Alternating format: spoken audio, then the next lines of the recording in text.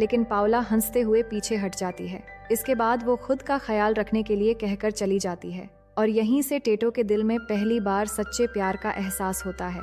दोनों की कहानी एक नए मोड़ की तरफ बढ़ने वाली होती है। पूरी रात यही सब सोचते हुए टेटो जब अगली सुबह उठता है तो देखता है उसके डैड खुद उसके लिए वो कार लेकर आए हैं। वो सीधे पॉइंट पर आते हैं कि अब टाइम आ गया है, तुम्हें हमारी कंपनी में काम करना ही पड़ेगा। टेटो कहता है कि मैं बहुत खुश हूँ और कंपनी में काम भी करूँगा, लेकिन आपके बेटे होने की वजह से नहीं, बल्कि सबकी तरह कंपटीशन से जॉब पाना चाहता हूँ। फिर वो रियो में होने वाले इंटर्नशिप प्रोग्राम की बात करता है, जहाँ कंपनी ज्वाइनिंग का कंपटीशन होने वाला था। डैड भी ये सुनकर बहुत खुश होते हैं कि ये तो बहुत अच्छी बात है। इसके बाद टेटो इगोर के पास जाता है और कहता है, तुम हमेशा से रियो जाना चाहते थे, अब मैं भी जा रहा हूँ, लेकिन एक प्लान है। हम दोनों अपनी पहचान बदल लेंगे। मैं बनूंगा इगोर और तुम बनोगे टेटो। फिर हम दोनों उस इंटर्नशिप में पार्टिसिपेट करेंगे।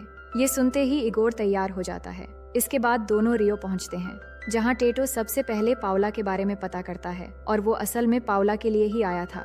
उसे पता चलता है कि वो एक पार्टी में आने वाली है, तो वहां एंट्री लेने के लिए वो खुद को सफाई कर्मी बताकर अंदर एंट्री लेता है। लेकिन अंदर जाते ही उसके पास एक लड़की आती है जिसके साथ पहले कभी उसका कनेक्शन था। टेटो उसे पहचान ही नहीं पाता, क्योंकि उसे खुद भी नहीं पता कि उसकी जिंदगी में अब तक कितनी लड़कियां आ चुकी हैं। तभी हम पाउला को देखते हैं, जिसके पास वो डॉक्टर आता है और दोबारा अनकंफर्टेबल बातें शुरू कर देता है। वो बस किसी तरह पाउला को अपने कमरे तक ले जाना चाहता है, जिससे पाउला बहुत डिस्टर्ब हो जाती है। लेकिन तभी उसकी नजर टेटो पर जाती है, जिसे देखकर वो हैरान भी होती है और खुश भी। वो पूछती है, तुम यहाँ कैसे? टेटो उसके पास जाकर रोमांटिक अंदाज में कहता है, मैं अपने सपनों का पीछा करते करते यहाँ तक आ गया हूँ। पाउला उसके नाक के बारे में पूछ ही रही थी कि तभी वही डॉक्टर आ जाता है और उसे जबरदस्ती ले जाने लगता है। पाउला झटके से हाथ छुड़ाती है और उसे चिढ़ाते हुए आकर टेटो को किस कर लेती है।